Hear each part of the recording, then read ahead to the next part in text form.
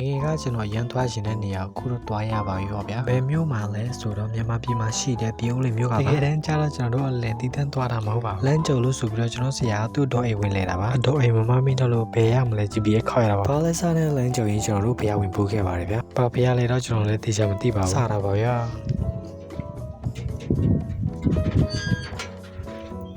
ဘုရားရဲ့ရင်မြင်တော်ဘက်ချင်မှာကျတော့ခြေစူးစီးခွင့်မရှိပါဘူးခြေစူးပြန်ဖြုတ်ရောက်တယ်ဗျာရောက်လဲစားနေဆိုတော့ကျွန်တော်တို့ထဲဝင်ပြီးတော့ဘုရားလေးပါဝင်ရှိခွင့်ရတာပေါ့နော်ကျွန်တော်တွားရောက်တဲ့ချိန်ကနေရန်ပြင်းသေးတယ်ပေါ့နော်အပြင်ထွက်လာပြီးတော့ရှုခင်းနေပါတယ်ခံစားတယ်ပေါ့ဗျာဒါပေမဲ့ဘုရားပဲအချင်အပြင်မှာကျတော့ရှုခင်းတော်လာပါတယ်ပြီးတော့ကျွန်တော်ဆရာရဲ့အတော်အိတ်ထက်သွားတယ်ပေါ့ဗျာကျွန်တော်ဆရာရဲ့အတော်အိတ်ကကျတော့ပန်းခင်းနေပါတယ်သူတို့လောက်တယ်ပေါ့နော်ရောက်လဲစားနေမထူးဆိုပြီးတော့ကျွန်တော်တို့ပြည်ဦးလွင်ပန်းချံဝင်ခဲ့တယ်ပေါ့ဗျာကျွန်တော်တို့တွားတဲ့ချိန်တော့ကားအားတဲ့နေရာပဲပတ်စံပေးရတာမသိဘူးကျွန်တော်လည်းတေချာမမှတ်မိတော့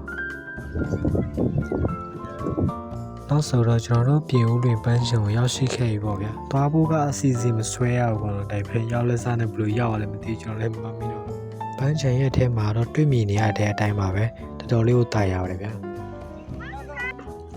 တွားတာအစီအစဉ်မရှိလို့တိတ်ပြီးတော့စီမပြေဘူးနော်ချိန်လည်းမရတော့နဲ့ခဏပဲနားယူရတယ်တွားလို့ရှိရင်တော့ပန်စနစ်တကျချပြီးတော့တွားလို့ရှိရင်ပို့ပြီးတော့စီပြေတယ်ပေါ့နော်